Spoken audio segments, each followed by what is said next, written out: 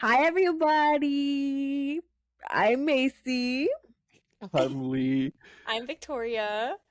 and welcome to Let's Let's Look look It it up. Up. Y'all suck at this. It's okay. We can keep this in. We can We'll keep keep this in. it in. Okay. Keep it in. Okay. And in this podcast, we're going to be talking about basically the internet deep dive through Gen Z and like queer media, as well as In this online episode, at culture, least. and our niche obsessions, of course. So, Mhm. yeah. So, who's excited? Me. We all. Yay! I feel like that would have been a good opportunity to use a soundbite. Well, No. maybe We'll keep them upload for some next later. episode. Don't you worry. I got so excited. Don't worry, I've got him in my back pocket. Okay. Yeah. Well, are there certain things we want to talk about first for our first episode? I guess we can get started with instead of what we wanted to do, we can get started kind of backwards, and we Yeah. can start with media content such as like TV shows and movies and stuff. So I Well, guess we you're should the resident gay person here. Yeah, I'm sure you have thoughts. Euphoria. We talked about it a bit our we first talked about recording Euphoria. that will never see the light of day anymore because it's now Mhm. deleted. Yeah. R.I.P. Talk about or even better, we could talk about heated rivalry and how much I hate heated rivalry. I hate the fans. I hate the show. I don't hate the show. I don't know Well, why I keep you saying have I never hate this watched the show. show. How could you hate the show? You just hate the. Exactly. Why do But you I hate hate it? it. You know, I hate it because I just think that there's a lot of misconceptions about how gay media is viewed. And I think that it's a lot of people who assume that a certain type of media is more accepted than the other. But I think that both have their issues. I think that when it comes to like the exception of gay films in the media, a lot of the boosting comes from straight cis women who place their heteronormative kind of biases onto it and therefore kind of fetishizing it by being like, oh, well, he's the more like dominant one in the relationship and he's like the more submissive one and this, that, and the third. And not really like in a weird kind of sexual way, but I like psychologically, like subconsciously, I think they do it because to view it as anything else is kind of Against their own values, kind of. yeah, it's like against their own like subconscious values on how they think relationships should work. Mm-hmm. And if somebody isn't quote unquote wearing the pants in the relationship, I think that they don't process it, you know? They're kind of just like, that's just like, they kind of just assume like that's just like how it is in relationships. And I think that also like kind of translates into like when we look at films that are mainly like lesbian, I think that people will like, because a lot of the time when we look at like lesbian films, it's not really like one's butch First and of one is all, can I bring that. up the fact that there's barely any mainstream lesbian films anymore? Films, Whether shows, anything. film shows or books TV. I think even. when it, especially like when it comes to like the like characters and stuff that isn't like, it'll be a plot point, but it's mostly a plot point that's made for men that view lesbians as like something desirable That they rather can than change Or like a too. background couple or character. It's not in the Yeah. forefront of the story. If that's the and I right think word. that because of that, like I feel like they don't really get boosted as much is because it's still seen like gay couples are still seen as sexual, but I think it's because gay couples are seen as sexual for women. It has less of an impact on like being viewed as sexual, if that makes sense, because I feel like people view like women sexualizing men rather than viewing it as something that's weird and fetishy because of misogyny, because they don't think women hold any power at all, and Yeah. because a lot of men view it as like, oh well, it's just a woman, or like, oh well, it's just a girl. Because of that, I think that harmful narrative is what like kind of harms gay media and puts a lot of gay people against each other, because they're like, well, lesbian films don't get enough attention as the gay male films. But we also got to realize why these gay male films get attention is because there's hidden misogyny in it, where it's like, Yeah. well, if a woman fetishizes this, then it's not that bad, because that I pushes also the think, narrative that sorry to like, interrupt you here. I also think that primarily like why like at least the gay side of media and films like that are so much more seen compared to lesbian films. It's just because a women and their rights have continuously been stripped away and still to this day are being stripped away, so there in itself there is no representation there for them, and so they're still being undermined as a minority compared to the lesser of worse evils in the minds of these straight hetero normalcy, I'd say headcanons almost. mhm, And so we're like, oh, like they're gay, okay, like that's one thing, but they're men, so it's not as bad as being a lesbian in this context in a way. mhm. Because at least like they're still men, and I also think like Exactly. Like at the end of the day, they're still men. it's important to recognize that also not only do these gay shows get more attention, but these gay shows also get more attention when it's two pale, fair-skinned white guys, rather than like we see Korean, Japanese, Yeah. Chinese, and American like gay films go up, but that's because they're pale skinned. That's because they're fair skinned. And obviously, like LGBTQ isn't really accepted in like places like mostly everywhere, even like mostly in like Asia, Mhm. Africa, Europe, all over the globe. It's still But I think taboo. that, yeah, I think that like when we see these films go up, when a white person does it, I feel like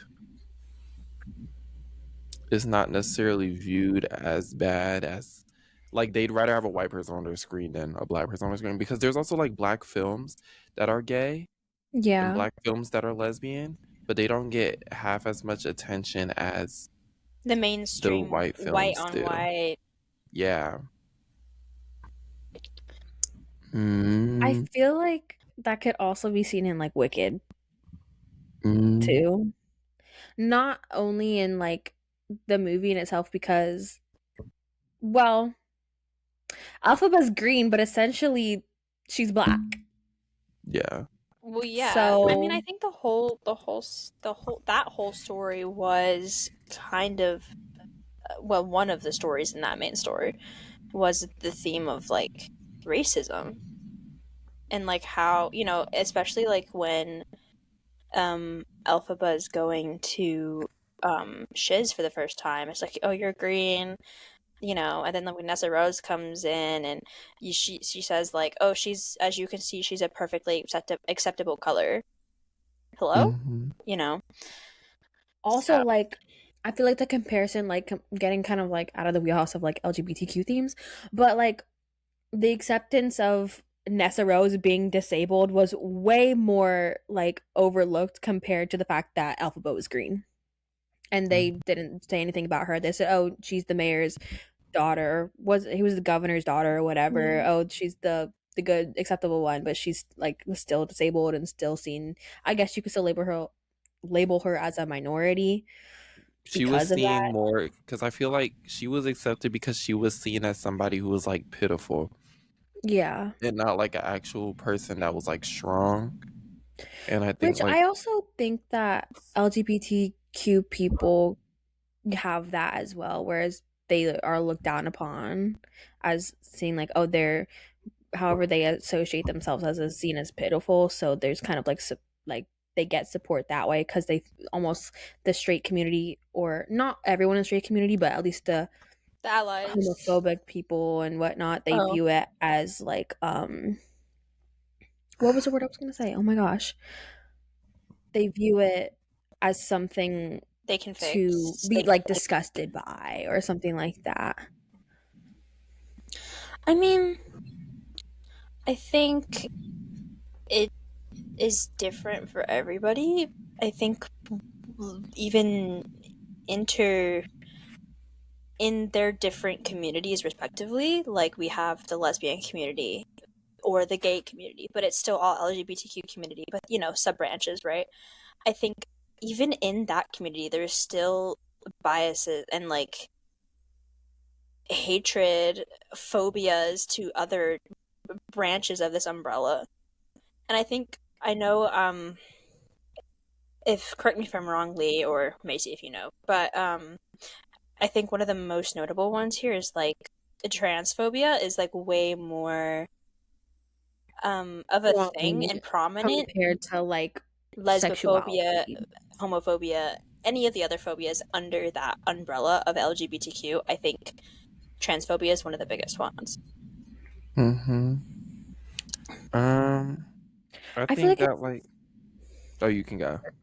no, no, oh, you can go. No, no,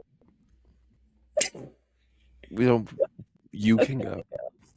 I was gonna say like I feel like the the phobias and everything are more talked down upon and more prominent in the community compared to just being attracted to someone of the same gender because I guess to the opposite side of the social case is that oh they're still themselves and they're still exemplifying what they were born as, and so I Mm-hmm. guess because they're still doing that it kind of offsets on their sexuality side, whereas if you're either trans or a non-binary or anything in that sort of community spectrum, it's like oh well now you're kind of like really flipping the tables here and I don't have really much to give you anything but hate because I don't understand it. And I feel like that's where most of the hate comes from is that they don't understand it. I was gonna say when it comes to things like films or just like media in general, when it comes to like controversial topics such as like lesbian films don't get as much attention as gay films, or like Let alone they why don't does this gay exist. film get popular and like this, that, and the third. I think it comes down to like it also comes down to like who we put the blame on, Mm-hmm. because like I feel like we generalize way too much, and we're using such like when we talk about like gay films being more popular than lesbian films, we never say it's like, oh, it's like gay is like there was like, oh, it was because like they're still men at the end of the day, and like we put a lot of blame on the gay men who do it, but when in reality it's a combination of not only just like the gay men, but also the straight men who are like weird. Like not only like the gay men, but also like the straight men, and in combination with straight women, I feel like it's a lot less black and white than like what people think. You know what I mean? Mm-hmm. Like for example, when so Laverne Cox, if you don't know who Laverne Cox is, she is a trans woman, first trans woman to be nominated for an Emmy, number one. Wasn't that Number like a few two, years ago or something too? that was a while ago, yeah. Yeah. And she was also like, honestly, just watch Orange is the New Black. You'll see her in there. I think she has a movie coming out, but I don't remember what it's called. But anyway, we know who Laverne Cox is. Um, she was under fire like a year ago for dating like this MAGA cop. Now, no, she wasn't dating him at the time when she had announced this. She was at the time starting like, I think it was like a podcast or something where she was just basically trying to like tell her life and stuff. Mm-hmm. And one of the things was, oh, well, I was dating a MAGA cop. And as you know, this is like kind of during the election. I don't remember if it was during the election First or or second? when Trump won. Um, Are we talking This 2016 or 2020? tw- we're talking 2025 because when she announced that she was dating a MAGA cop, this was in like 2025, Okay. and yeah, like a year ago. And I don't know if this was like after the election or during it, but it was very like political tension was high, and it's been this high since because of everything that's been going on. But like, um, it was just very like it was very tone deaf when she had announced it because it's like she's a very political woman in the sense of like she fights for trans women's rights and she voted for Kamala. Like she spoke up, she speaks up about a lot of these things, and I think a lot of the when we look at what these women and these just the community in general go through, I feel like when it comes to certain topics, we put a lot of blame on them because it's easier. Yeah. And we know they'll be willing to take the blame for it when it's involving them because they have less power in the entire situation than anyone else.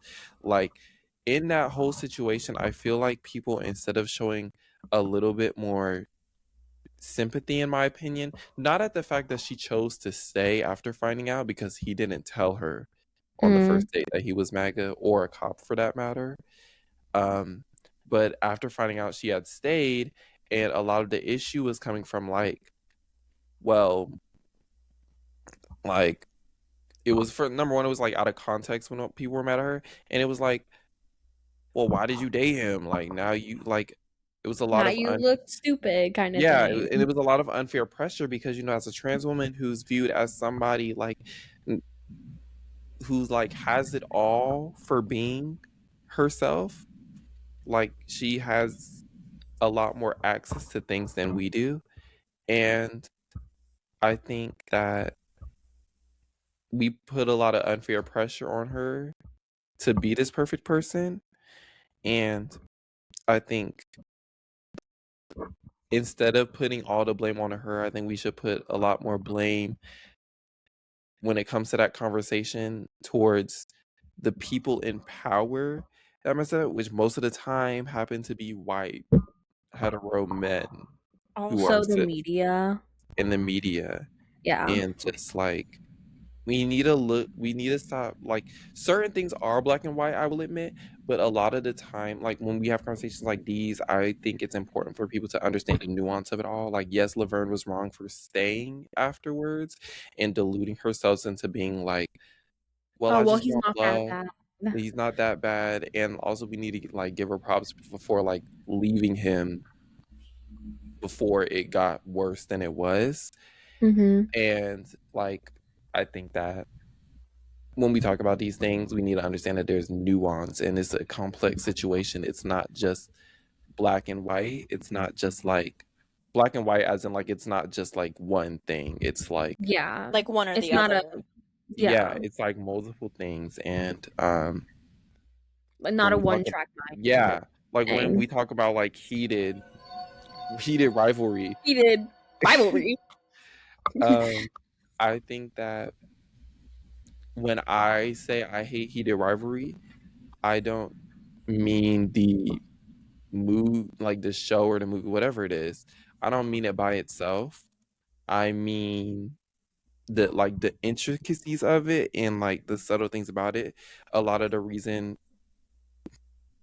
I don't like a lot of the new like gay shows that come out that aren't really Drag Race, and I don't even really watch Drag Race like that, but like when I do, I like I used to like it anyway. Um I watch it. I I think keep up that with it. So I think that it just like it doesn't really like show like when it comes to like Heartstopper It doesn't or exemplify like modern day. yeah, or and the like whole It's not spectrum. it realistic. doesn't yeah, Well, the whole granted that spectrum. most of these shows aren't based off true events or things that actually could I mean, not saying that they could or couldn't happen, but it's just like it was made up and it was They're fictional and based it off wasn't books. yeah.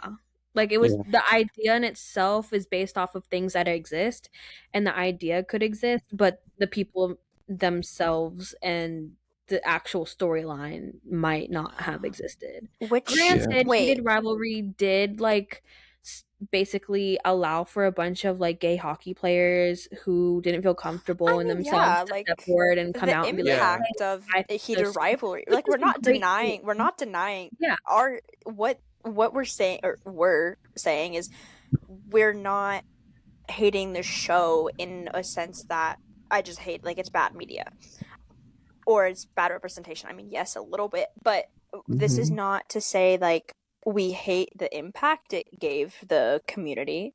Mm-mm. This is not to say we hate any of the actors who got casted in it.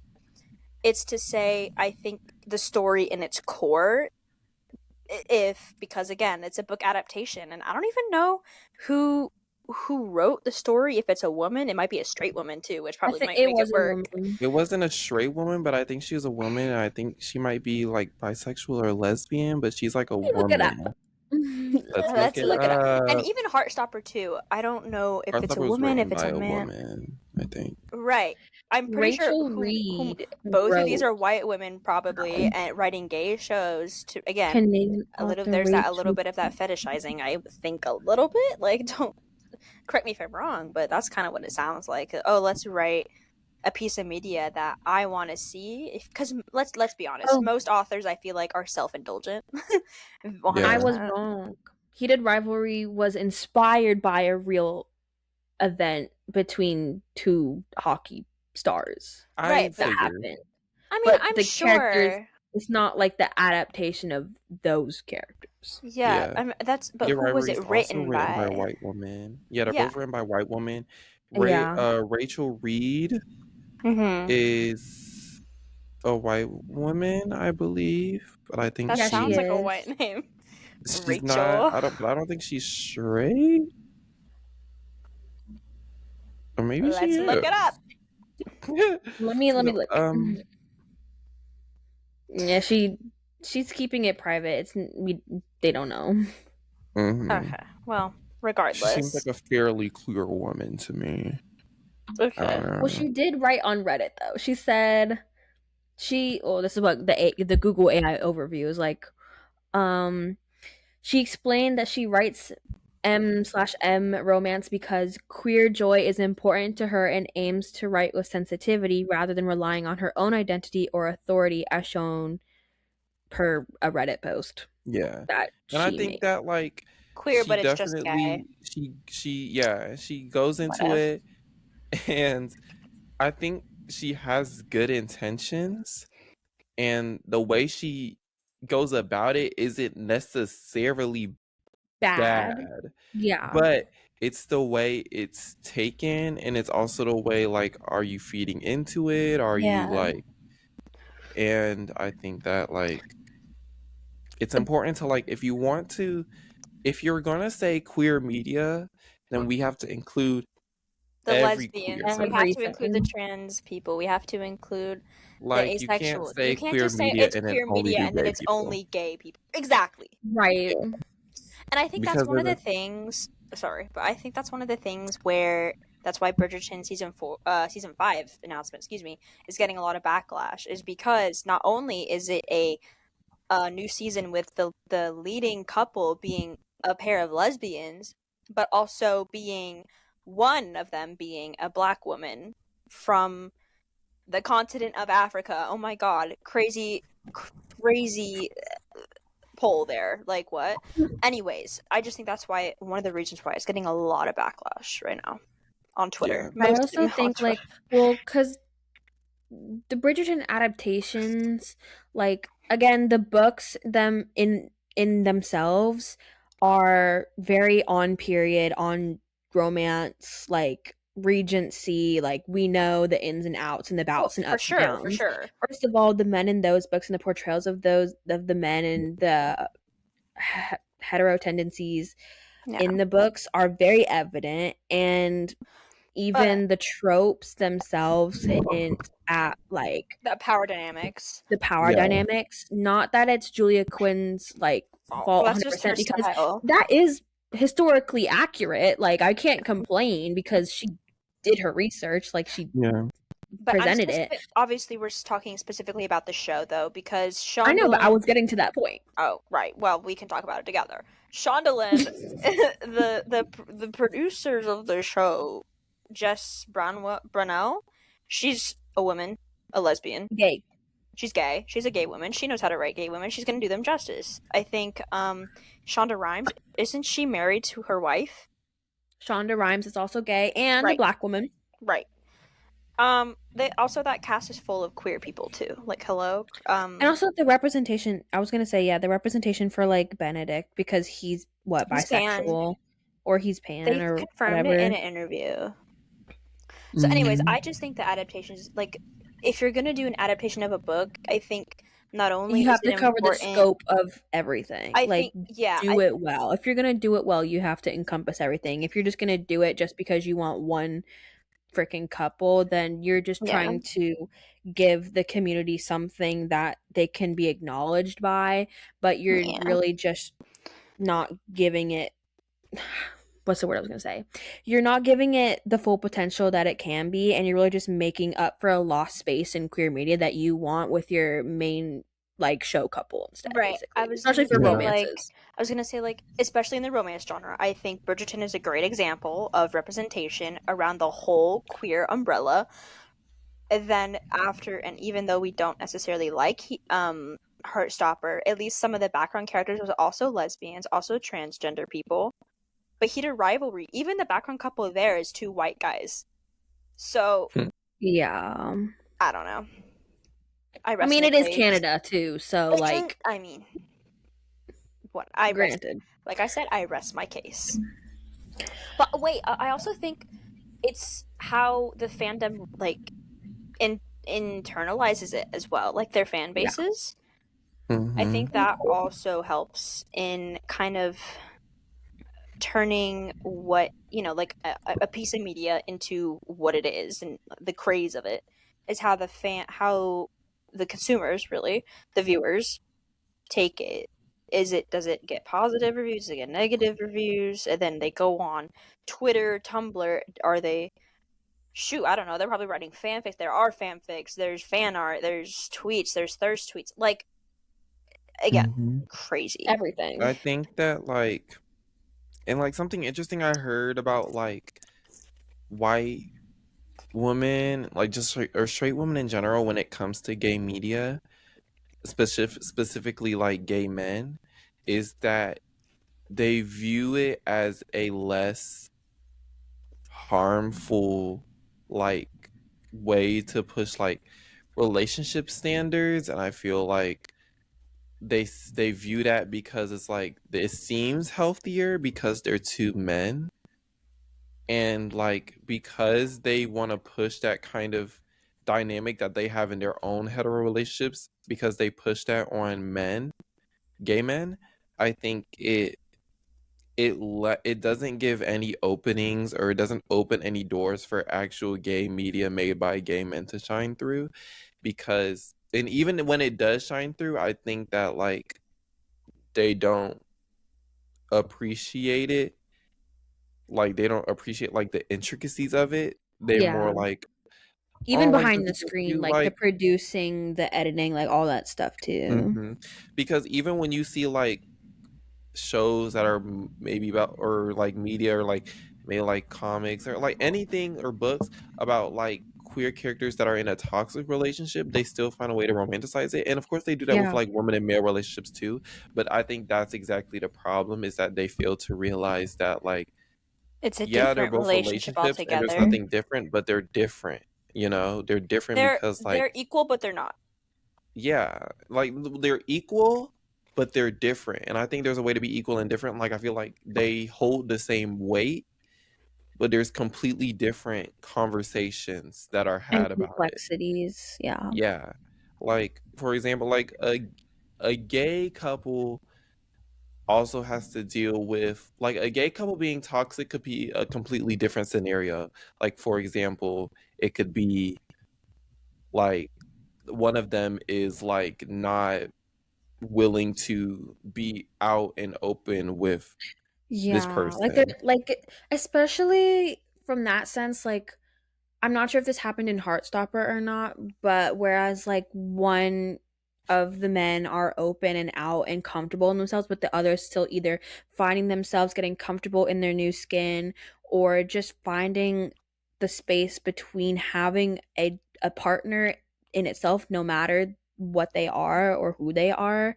And I feel like that again, like the romanticization. Hold on, we can do this. Romanticize. Nope. Ro- You got it. Romanticization. Thank you. Yeah. Wait, where's the Uh, soundboard? well, I'm sorry. I'm sorry. Here, do you want it? Thank you. Yeah. Thank you. Thank you. Okay. Having that as like almost like the toxicity of the pressure from the more outward person in the community being centered in what they are and being like, oh, I'm scared, or like, no, I'm not scared, but I'm like tired of you not being comfortable, like I'm ready to move on, why aren't you, kind of thing. And I feel like that's also a part of this too. Mm-hmm. Back me up here. No. Yes. Yeah. No, I mean, like, no, like, I get what you mean. And also, just like, when it, like, when I come back to my point of like, it's like completely different conversations. A toxic heterosexual relationship would be more like when we think about like dark romance or just like miscommunication like that in general, it's more like domestic violence Yeah. Genuinely or like bordering domestic sexual assault. violence. And I think that's why a lot of women run to gay media, is because that's not typically As like a portrayed in gay safety. media. And they view it, they view it as like a safety, and also like they don't view a DL or down low like gay man dating a like open gay man, like a closeted, they don't view that as like mental abuse.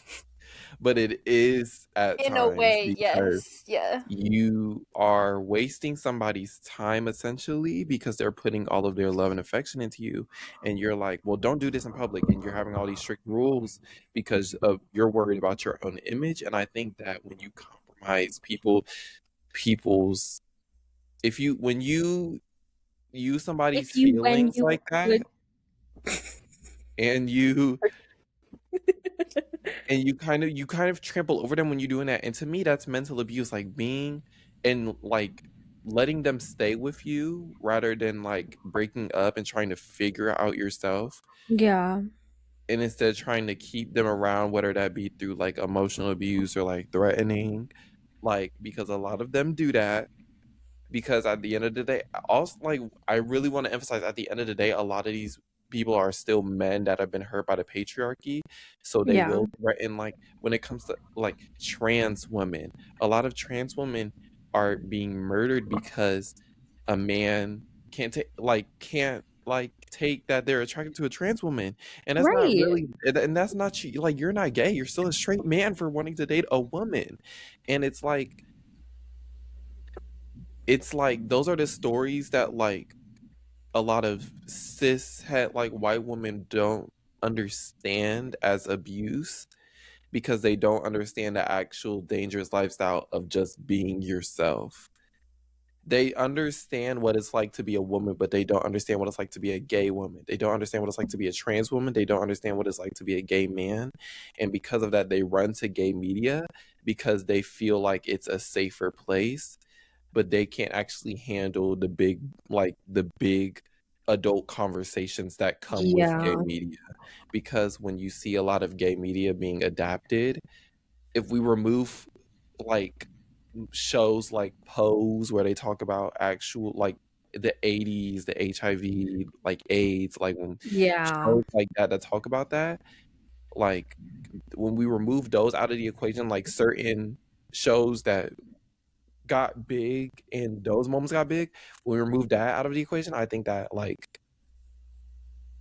a lot of white also a lot of white women don't interact with that type of media. A lot of white men, white women don't interact with that type of media because they think that like, oh, like they just don't want to look at it because they look at the world through rose-colored lenses. And they also only just want to see the surface, or they only see what they want to see and not Mm-hmm. like the introscope to the whole, as like to the whole, you know? Mm-hmm. Yeah.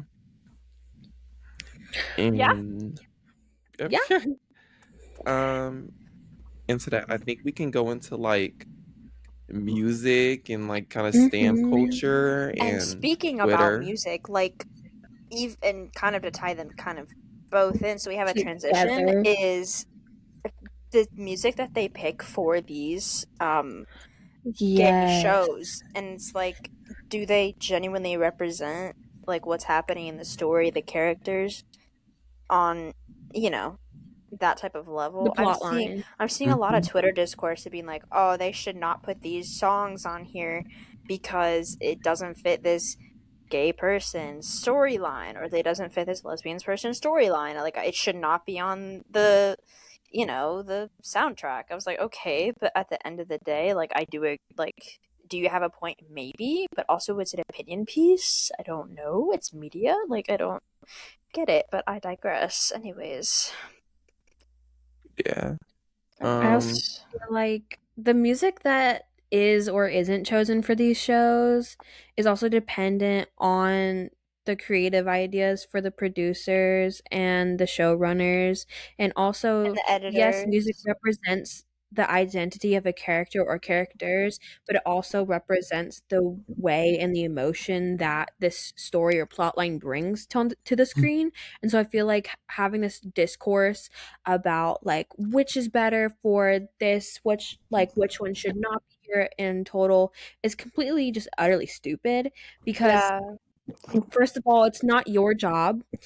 You're someone I don't see who, you in the writer's room. yeah, I don't see you in the writer's I don't room. see you in the You editor's should be room. lucky that you're even allowed or being granted the ability to watch these items To listen to the and at least music, look to at the positive sides and being like, hey, I'm glad that people are still making this because they Mhm. want to show more representation. I feel like just putting those in the front running like mindset of what you're looking at when you consume the gay media or lesbian media or whatever queer media you want or have consumed, I feel like that's a big thing that just doesn't come to people, and they're only looking at the nitty-gritty things of judging a piece by like words and not the entire page kind of thing. And so I feel like just telling yourself that, hey, let's be grateful that people are out here and want to show change in social media, in, systemic differences and diversities and all these different things. And I feel like that's like a big thing that isn't really like at the forefront of people's minds so nowadays. I think you can get a lot of stories in music. Yeah. So You don't whole even need albums, lyrics. You don't even need lyrics. genuinely, but whole Yeah, you albums are don't. like, people, like, these artists are creating these masterpieces of storytelling through music. Also, like, granted, the music, I feel like we did touch on this a little bit, but then we had to go on the first one. Just ooh, Coachella. We're gonna circle back to that, Yes. right? Yeah. Well, I mean, I think, first of all, Ray needs to be at Coachella. I need a set of her immediately. I agree. I need her Yeah. to pull out Her sister. just get Ray in Yeah, there oh Her somehow, no, sister. some way. absolutely all of them. Yeah. But let's see. This Coachella 2026 was held the past 2 weeks. Weekends. So we have weekend 1 and then weekend 2, which like just finished up. Not like, yeah, this is the last weekend, right? Am I crazy? Yeah. Yeah. Um, Oh, yeah, you are crazy, but no, that's right. Thank you. And so I think we said this in the first demo version of this take, where weekend 2 was extremely better than weekend 1. For various different reasons. Personally, my favorite, the headline, obviously Sabrina Carpenter.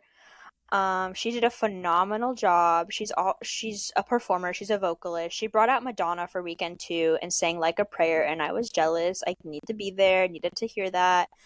All I could think about was that one Amber Glenn edit, but I digress. And the outfits are amazing. So I just love Sabrina Carpenter. I feel like that's a very white woman thing for me to say, but I don't care. I love But Sabrina like, but Carpenter. that's a real thing to say because even though like Sabrina is a white woman and she is straight, I feel like she does do a good job at representing queer media in her music and her Yeah, music videos. she supports. I think like even she know there was this one. Was it in her Netflix special when she did?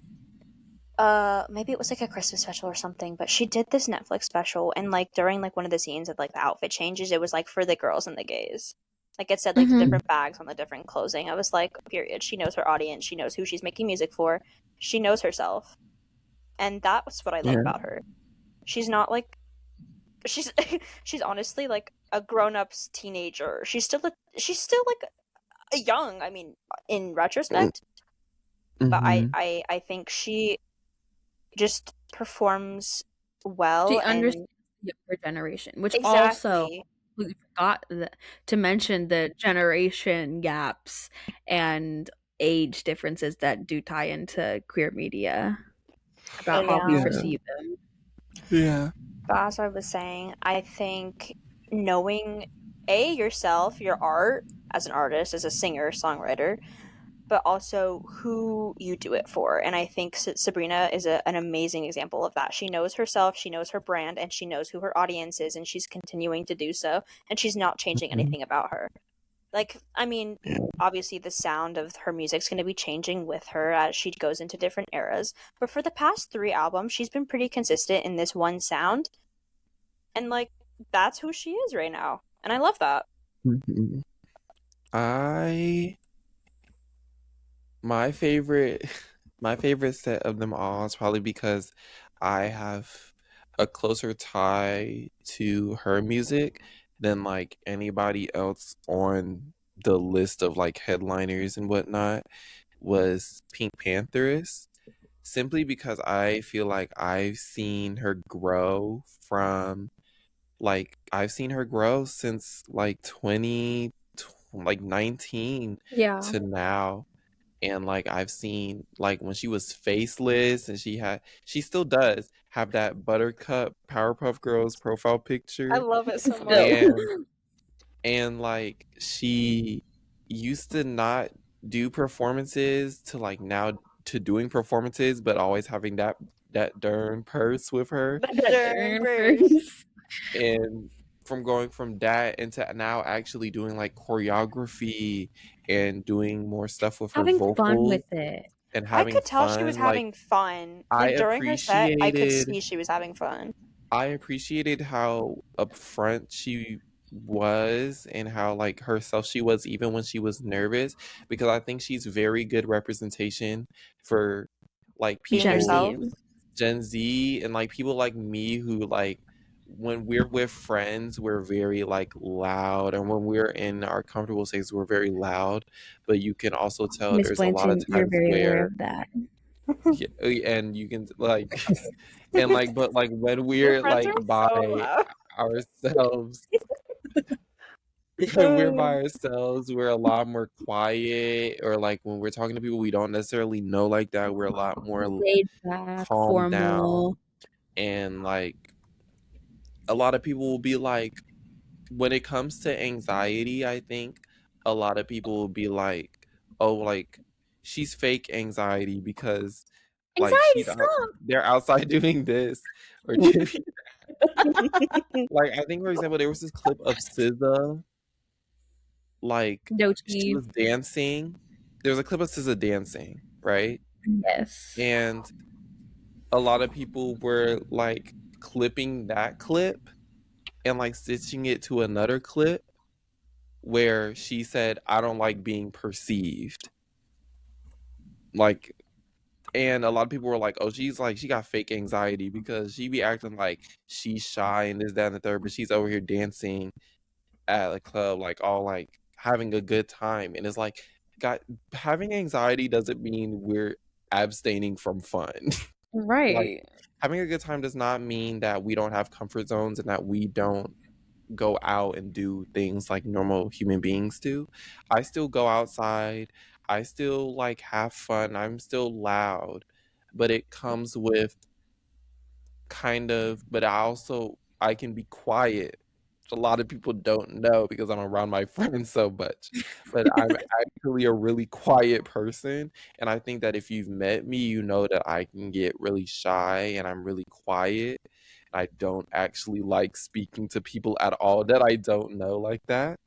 And when it comes to that, I think that like also like yeah, like when we talk about that clip of SZA and Doechii, like we see like or just with like anybody who is like somebody that she knows, and also like Pink Panthers. When we look at like Pink Panthers in the Feeding Starving Celebrities video, Yeah.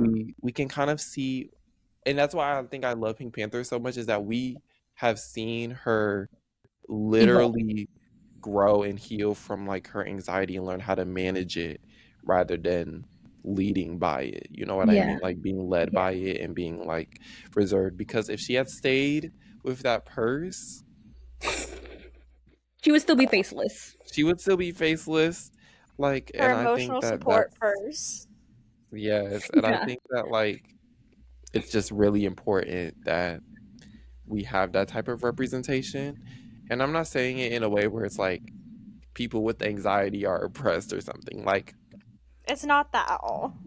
it's not like that. I mean more like we need more people to understand it because it like Because when it's people don't under misinterpreted. yeah, it's misinterpreted as like this thing where it's like, oh, like you there's extroverted people with anxiety, with social Yeah. anxiety. There's Oh introverted yeah. people with social anxiety. And I think that we need to realize that like I It's said not a linear. while ago, it's not black and white. Everything is nuanced. There's nuance to every single thing that we do as humans, and trying to put us as a species into a box will only lead to more misinformation. And yeah, I mean, Yeah. And that was my favorite Coachella performance anyway. yeah. Also, honorable mention, she brought out Zara Larson, She brought out Zara like to Larson. do She brought out stateside, she brought out Tyreek Withers on the first weekend, and I love that because I love Tyreek Withers. She had Manon out. which is a good Manon. transition, which is why I brought that up. Because I was gonna talk about Manon. Cat's Eye and their set. Mhm. Mind you, Lee has strong opinions about Cat's Eye, so does all her friends. If you don't know, you should be in the know because I'm gonna tell you right now.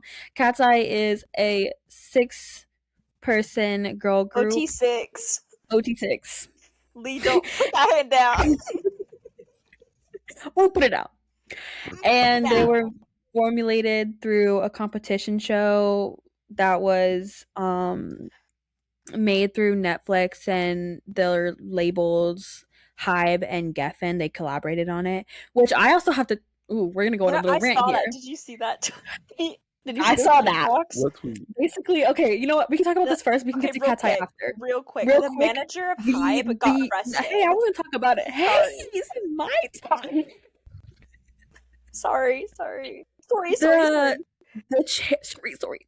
The chairman of Hybe is has been arrested basically and under investigation in South Korea because of some was it about like tax Let's or look like it up. financial oh yeah let's look that I think it was something to do with private investors and money when he first started the company in like 2019 or 2020 or something like that, about how these private investors their money was going to be like resold back and kept in a private sector, but then they went public and then he completely went against his word and like the contracts supposedly. Yeah. At least that's what I think.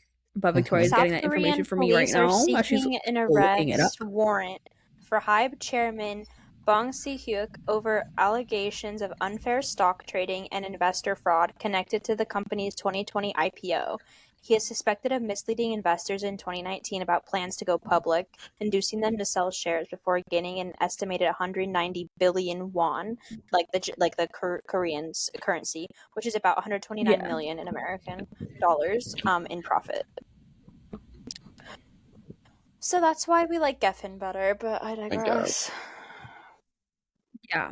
So, which is we're gonna go on a little rant here after I say, but like basically, for those if you don't know, Manoff from Cat's Eye, who is from Switzerland and she's Swiss Ghanaian, has been on hiatus for the past 2 months from the group and the group activities, and yeah, real. And basically, there's been efforts on Twitter and all social media to be like, hey, address the situation. We know something's not right here. Her messages between like collaborations, because she was originally supposed to be in their new music video, She was Pinky Up, supposed which to I also be. learned She more was supposed information to about. perform at Coachella. Supposed to She perform at wasn't. It was Coachella, just the didn't, five but other but mind you, members. still went to Coachella, which is why Still went. Pink Panthers brought her up on the stage, I guess. And that in itself is just crazy. But basically, Cat's Eye, the representation between all the girls, it's a global girl group. So they were formulated out of a K-pop Company and ideas and trained like stuff, them. but training like K-pop idols. But the idea in itself was that they're from different countries and get the representation from all their countries. But basically, their Coachella set, great, beautiful. The outfits, all of them did, except and I also feel like in itself, Cat's Eye is representative of queer media because two of their members are in the queer community. However, I'm pretty sure another one is, but she just hasn't said anything. I'm pretty sure Sophia's bi. I think so. Yeah. But she hasn't said anything. On speculation. On speculation, we think she is. And so that in itself is great to see, and also like the fan base and the songs that they put out really resonate with the younger generations, and how like they're very upbeat, they're very campy, which is what Coachella should be. Yeah. Very campy, very in your face. And again, like I think Cat's Eye itself, the music is very campy, and if you don't like that sound, then you don't It's have just to not be for a you. fan. It's just if it's not for you, it's not for you. But for me and Macy personally, we love it. But like Lee and other people, I know don't really like it And I and know kind of Lee's crap talk off on it. screen and muted right now because he's probably doing something. But basically, I think there he is. Basically, a lot of the issues with not Cat's Eye but Cat's Eye is that the girls in themselves should be treated with the utmost respect and care and what they're doing as per their contracts, as per whatever they can do In the and the industry. representation that they're given. It's really the company and their label that screws them over. And whether that be in affect to the differences in culture between South Korea and the Americas, maybe that's one thing, but it's just There's a unfortunate lot of how it's hate played out towards to the be members when the hate should be redirected towards their towards management them. company. Exactly. And I think that's the bottom line we're trying to convey here is that Which really gets there's no reason to be hating on the girls because like most people in their fan base and everybody else's fan base is like teenage girls or young, or older Gen Z gay girls men, or the gays young and the girls millennials. truthfully is that they are also you. So they're of the same people. It's like imagine you being in that situation. Like you're very What would you do? contractually obligated to do things to literally give it your all every time 24/7 and like overworked everything. Like that's tough. Like I would not want to do that. Even like for the output I get or would get in like, the trade-offs or whatever. Hypothetically. So I just think there's a lot of hate being thrown their way when it should be redirected to Hybe and Geffen, or mostly Hybe, because Geffen's the better one. But which is also like I was gonna say, like the misdirected hate also could be just because of their identities, of instances that they're interacting, misinterpreted events or things like that. But also like there's so much misdirected hate within the LGBTQ community just because people don't want to sit down and understand it themselves. Doesn't matter where you're coming from on the sexuality spectrum or identity spectrum. It's just that there's so much like misdirected misinformation like everywhere, and I feel like that's a big clause as to the gay media like spectrum, like why it's so important to have this representation and to really clarify like what is legit, what like our statistics are, all this stuff, and having the ability to even like have these media outlets to put forth energy in, you know? Yeah. But I think we can talk about one more thing from Coachella, and then I kind of want to move on to memes. Is Justin Bieber's set? Because we talked about Don't get this. We talked about this in the.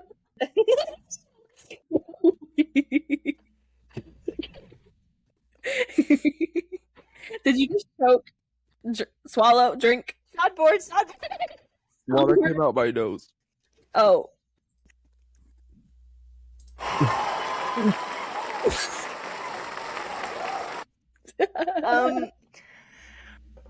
Yeah, I feel like if anything, what we talked about was who we thought was great. Let's mention somebody we didn't like. JB. Justin Bieber. What was he doing? Okay, so I feel like for those of you who didn't see it, this man, this married man, this Mormon, man, this married Canadian. Mormon man, this married Canadian Mormon man who's a father of a child now, stood on stage, Coachella, mind you. I think it's like an audience of almost 200,000 people, by the way. Almost. Depends. Actually, let's look it up. How many people attended Justin Bieber's Coachella set? I heard from the TikTok stories. All for them to say. Because from TikTok, I was getting a lot of like story times, and even in like what? Oh wait, I'm muted. Oh no, I'm not. Oh. No, you're not. Never mind, y'all. I just looked it up, and he's not Mormon. He's not. Oh. But he is Christian. He is Christian now. Okay. He's like heavy Christian. Like he's cold like Christian. Like I think he's like evangelical. Oh, okay. But what I heard, as I was saying, you stand corrected. What I got on my TikTok For You page, my algorithm, was people, like regular like people who bought like the regular tickets to Coachella, and even the people who were like got artist passes. They were almost cramped. There was just a lot of people. You couldn't really see anything, and people were like, you can't get close at all. But that was just from the story times I got on my For You page. And I know that he sold his like ownership to majority of his songs to get the money and the like from the labels or whatever that he sold it to. Mm-hmm. Excuse me. Okay. So I know that's why some of his sets had to be like through YouTube.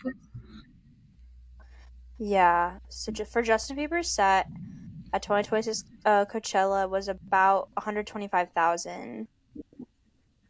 And then like also plus online views was 147 million, like on like live streams or whatever. Yeah. This man literally stood in the middle of the stage. There wasn't really any graphics behind him except like literally no the real screen. energy. Yeah, there was no real energy. He stood on the stage with his laptop and his guitar and like a looper, I think, kind of similar to his Grammys performance. And the only like footage in the background on like the big media screens was a picture or playing picture or like a screencast of his laptop to the LED screens, and it was just him playing his music off of YouTube, and then he was singing behind it while his like Twitch stream was going, so people could watch live. Mind you, that was only for some of his songs because I think it was because he sold the rights away. But there no energy. Yeah. Stood there singing. I'm like, guys, I know some of his songs were popular, but there's no way you're gonna stand and be crowded and messy in the desert for that. It doesn't make sense to me. Ever to go to Coachella ever. I wouldn't. I feel like it has to be somebody genuinely like I'd die for to headline, and I'd go. Yeah. Like, I love Sabrina, as I said earlier, I love Sabrina Carpenter, but do I love her enough to buy tickets to go to Coachella to see her headline? No. Yeah, but I mean, I also think it's like a more of like a money kind of thing. I think because we come from people who don't really Have can that money. afford to go travel, not only travel to Coachella, deal with Airbnbs that cancel on you and Or then car reprice camp, it like for not have any money to like in car actually camp, afford and a also car we camp can't, ticket. and like tickets go up to like thousands of dollars because Literally. of how high demand it is Resale. to go there and reselling. Like we don't, because we don't like really come from that culture. I feel like if we were to ever in our lives become content creators and get invited, that would be like a difference. Like Like that's a different story. I would go, but I would never If they pay flew me to go. out, that's a different story. If somebody Yeah. flew me out to go to Coachella, I would go, but I wouldn't pay to go to Coachella. That makes sense. Yeah. Yeah. But like the thing for me is like I don't hate Justin Bieber. You know what? Actually, I'm going to bring up something I said to my mom once. Justin Bieber is the music equivalent of Timothy Chalamet for me. I don't hate him, but something about him doesn't sit right with me. At all. That makes sense. Wait, I Yeah, love that I feel like that's analogy. I feel like that's the perfect analogy. It's like that's what I said. It's like Justin Bieber equals Timothy Chalamet, but the music industry side, and something it's just something about him just doesn't sit right I with think he me. just like does and says like silly things. Hmm. It's like, please shut up. Please Yeah, stop. but like but for people to say that that was the best Set. performance of the headlining set of no, he wasn't even a headliner, was he? He wasn't. Well, let's look it up. Was he? I I can't think remember. he was just one of the big names, but I don't He was think he just was one a of the head. performers. Was Justin Like even when it comes to people like that I don't necessarily like when it comes to like people I don't even listen to at all, like Somber, Addison Rae, Oh, I have thoughts about her like Cat's performance too. Eye. I can say at least they did something. Like Cat's Eye, obviously great performers, so I'm not saying it as if like, oh, they Yeah, just did something. Like because that they can performance was sing great, too. and They they can can sing. sing. Their I label heard just their doesn't like vocals. them. I heard their vocals for the Coachella performance, and I really like them, and I think they could really do something if they just gave them more singing songs. But Yeah. off topic, I think that like we give him too much leeway because we're so nostalgia like obsessed. Like I think Gen Z and millennials are a generation that's like no, like literally every generation is so obsessed with like not only Oh, the remember generation when? before Oh, them, remember when? yeah, like we're all just like remember when. Which isn't a We're all like insert remember when, meme remember when, meme remember video when. here. Thursday, throwback. Everybody trying to remember when, remember when, remember when, remember when, remember when, remember when.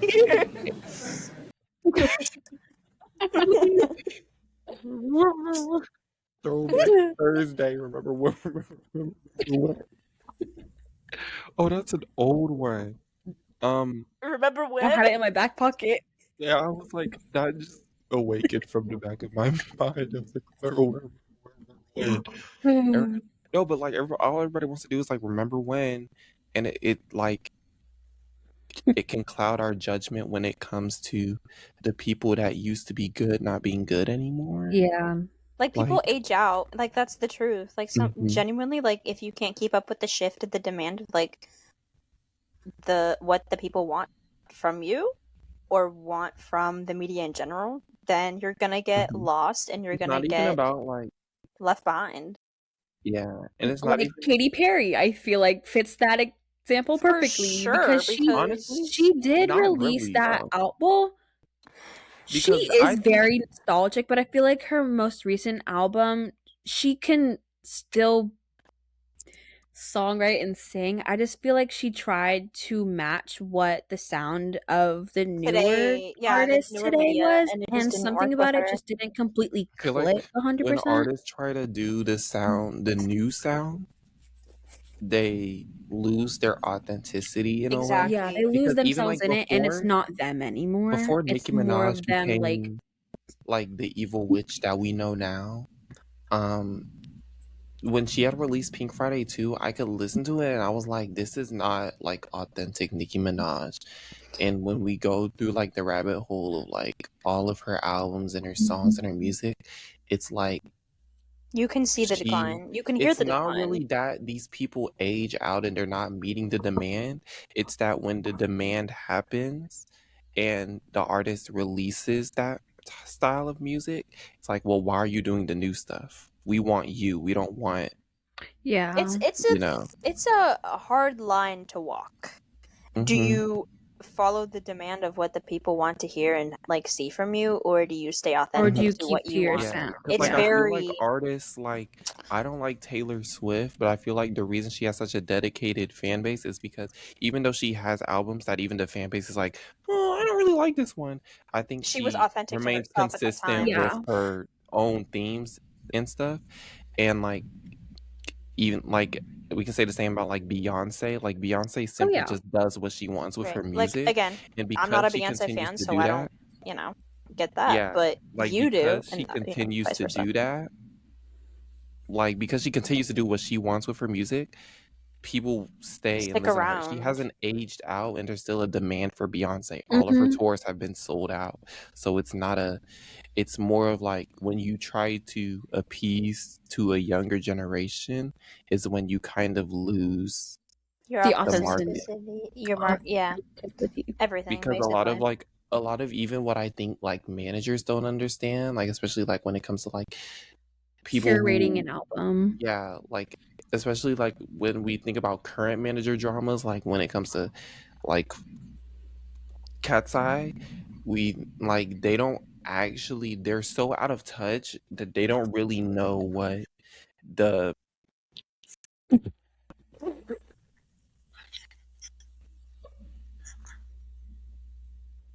they don't really know what the people want Right. Right. Yeah. because they're so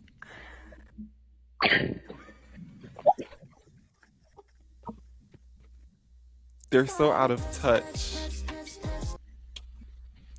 and they've been so out of touch for a while now because they're so out of touch with how they Oh. manage their groups, and I think that that's a big reason as to why like I feel like because a lot of artists don't own their stuff and they don't have a lot of creativity, Or like creative freedom. they're not yeah creative freedom, I mean, like they kind of I feel like they don't one really, artist. because I think the aging out of like the I think aging out of a like thing is a myth. Like I think that age out thing is a myth. Like I don't think these artists age out. I think the problem is they try to do what the new people are doing And it and it's doesn't not hit. working for them. Yeah. Do what you do because that's what makes you you Like as an I also artist. feel like Lady Gaga, like she's often She, oh, like she's authentic to herself, but like you can tell that I know she's always played with funky sounds and always been herself that way, but I feel like her like mayhem side is new, but it's also experiencing the old sounds that used to be popular. Mhm. definitely. Because when I Like was listening to she's still Mayhem, putting her like Lady Gaga twist Yeah. she's on doing her it. ones and twos. Because when I was listening to Mayhem, I could obviously tell it was new, but at the same time, I could still, again, the whole thing about nostalgia. That Or album is Doja like Cat too. that whole Mhm. album, Mayhem, is like a sister album or an auntie album to Poker Face or Born This Way. Yeah. Those records like that, where it's deep in that sound, but it's newer. Mhm. So Yeah. And like to talk about Doja Cat because Macy brought her up. I think that like when it comes to an artist like Doja Cat, I don't think she could ever really truly age out of the Yeah. music because industry she's so because authentic.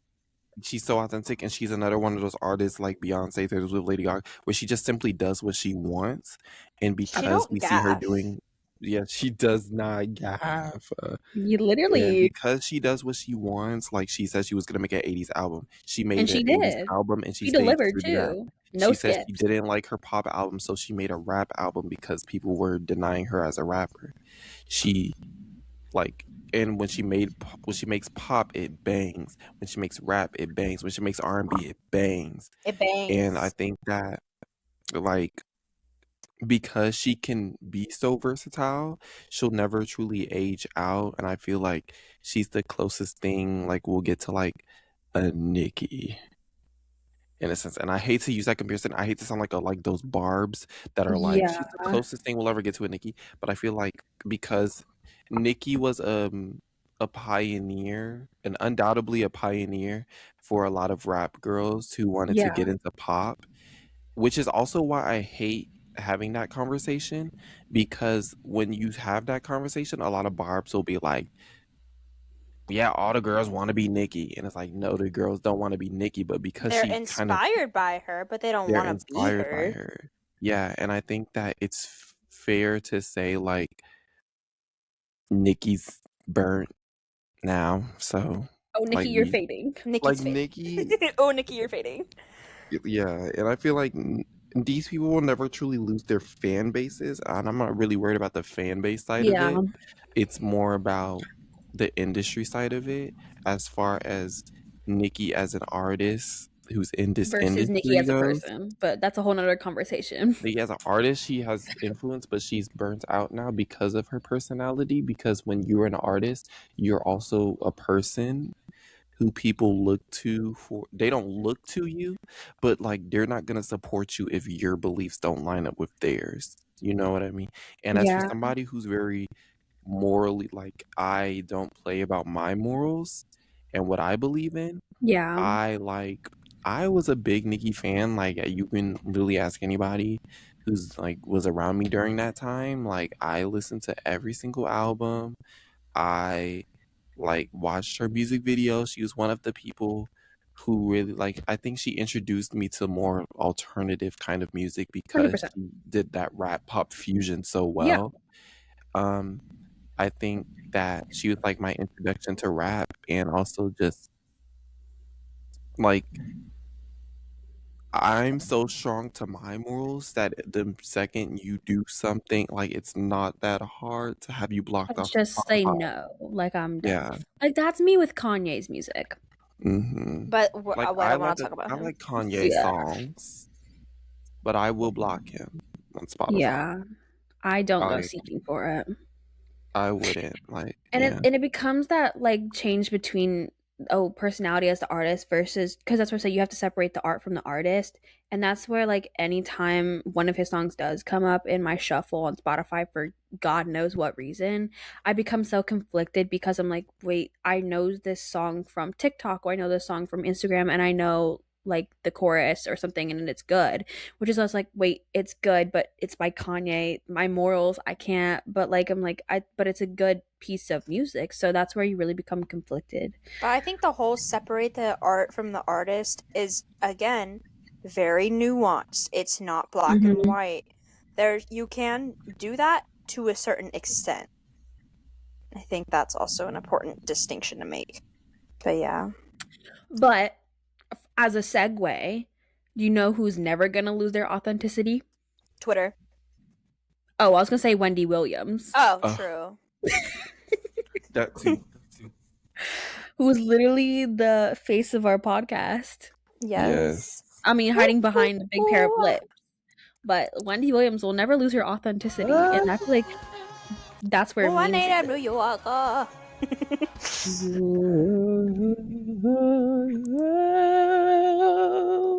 That was beautiful.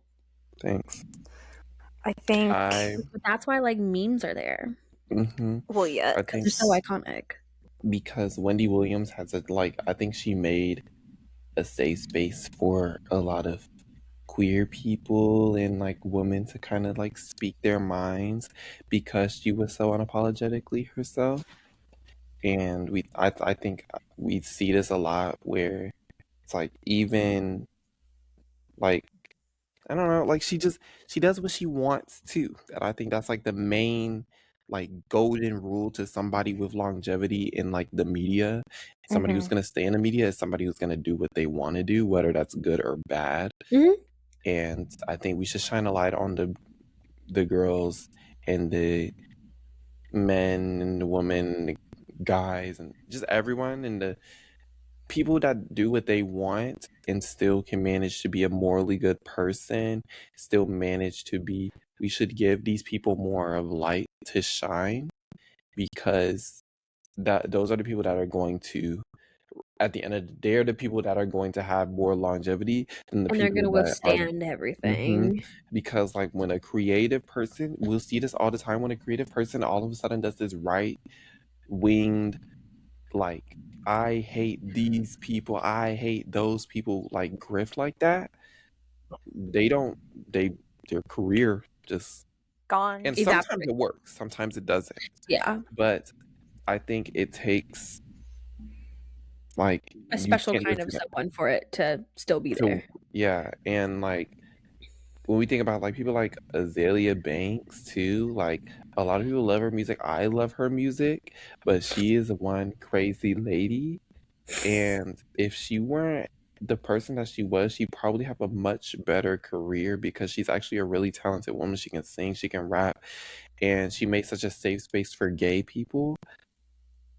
And to like draw back on that, I think it's just like you need to be able to not fall into like just this propaganda that we push, that's like you need to be socially like acceptable, because our society isn't a good society.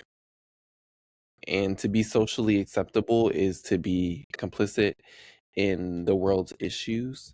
And I think we should strive to be somebody who, like, you don't need to be acceptable. You don't need to be somebody who is easy to digest. Like, if you have to mold yourself to be digestible for the media and for, you know, everyone else around you, I think that ruin, like, if you have to sacrifice your authenticity like that, you're not going to have a lengthy career. Or like, even when it comes to people who aren't like artists and celebrities, you're not going to have a lengthy, like, you're not going to have a good time in your life if you're going to shave your personality just away just to appease people. Yeah, And because that's just taxing on you mentally. and also we got to put a fine like line on what's like being unapologetically yourself doesn't mean you can be a bad person and not be sorry about it. You know what I mean? Like a lot of people be like, well, Nikki's just being herself. Well, yes, but that doesn't mean she's a good person. Yeah. You know, like there's a way to be a good person and still be yourself. And I think a lot of that gets lost in the message. Yeah, be yourself, but also be a good person. Going on a stage and telling people and spreading this misinformation that kids are being brainwashed into being trans, like that's number one, that's misinformation that you're spreading Yeah. to further an agenda If you're that gonna make gets a claim, people at least killed. have evidence to back it up. Yeah. And like that's the type of stuff that gets people killed. And when we spread like be yourself, but like don't be yourself at the expense of other people. Yeah. There's a way to be yourself and still be somebody that people like and adore. No, Well, don't know what happened Victoria there. had a technical difficulty. Mm. No. Well, she'll pop back in when she's done. But I was gonna say, like, adding on to that, like, to be yourself, which is why I feel like trying to get back into like the podcast, like our outline kind of, is that being yourself in it, like, how do I word this?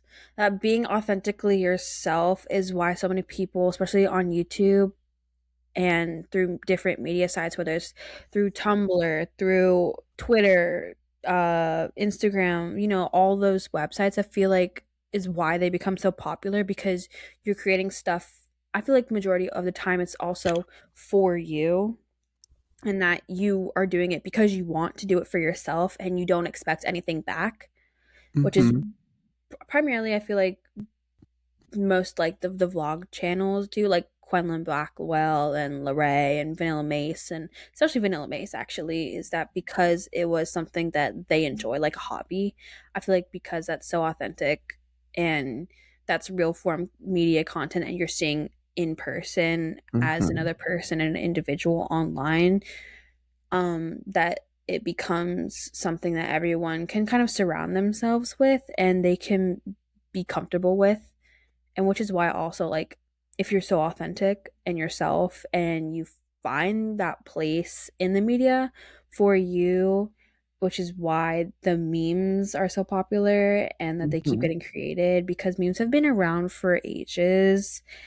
Even I again don't have complete historical context, but at least ages being at least 15 years in my space-time continuum, and that is like 2000, like we know they existed in 2000. They probably existed before then.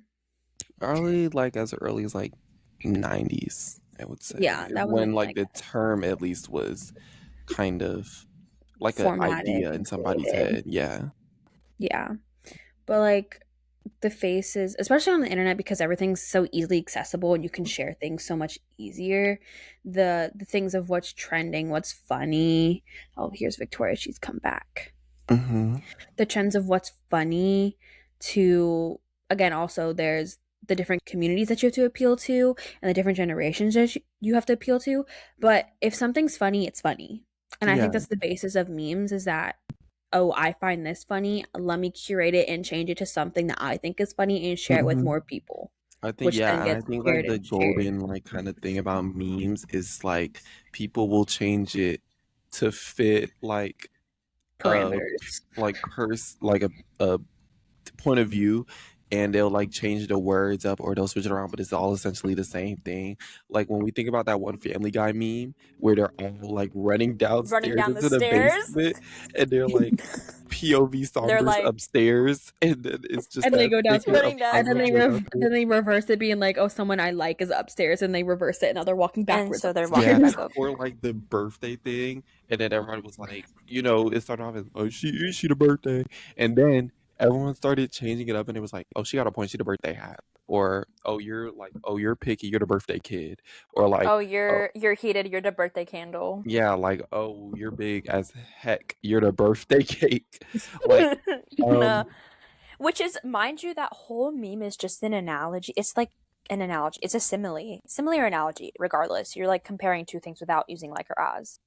yeah, That's all it is. I and digress. I think that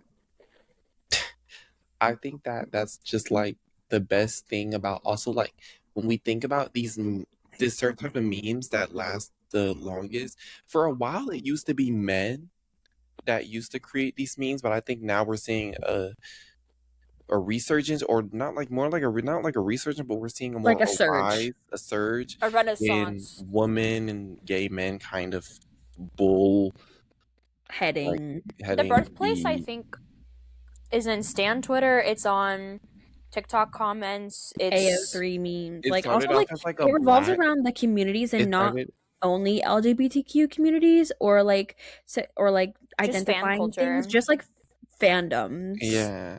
And like when we think of like the birthday thing started off as like a black TikTok thing because I think the song was made by a man, but the person who originally made like I think the person who originally made the joke was a girl because they thought it was funny that there was a long pause in between like it was supposed to be she the birthday girl, but there was a long pause between birthday and girl. So it was like she the birthday girl. And it was like and I think that it's Which registered. it's like it's funny because I think that as we go into this generation, I think that while our rights as a collective are still being taken away, Yeah, I think that unfortunately. as women, as black people, as gay people, as lesbian women, as like non-binary people, as our rights all kind of get taken away, we still manage to spearhead the movement, the like internet. Like, we are the most innovative people on the planet, and we need to start getting our tens for it. Yeah, I feel like we do. I feel like We should. round of applause. It's a soundboard moment. Yeah, let's stay on it, Macy. She's slacking a Well, little revoke your soundboard rights. Thank you. I'm known for my one-liners. Yeah, there you go. Yeah. I think, just we spearhead that movement, and I want to put an emphasis on Black people, because Black gays and Black trans women, I think, are the funniest people on the planet and the trendsetters. Like, nobody was really wearing wigs Until RuPaul. until Black people were wearing wigs, and Okay, specifically, yeah. and nobody was really like doing the alternative thing.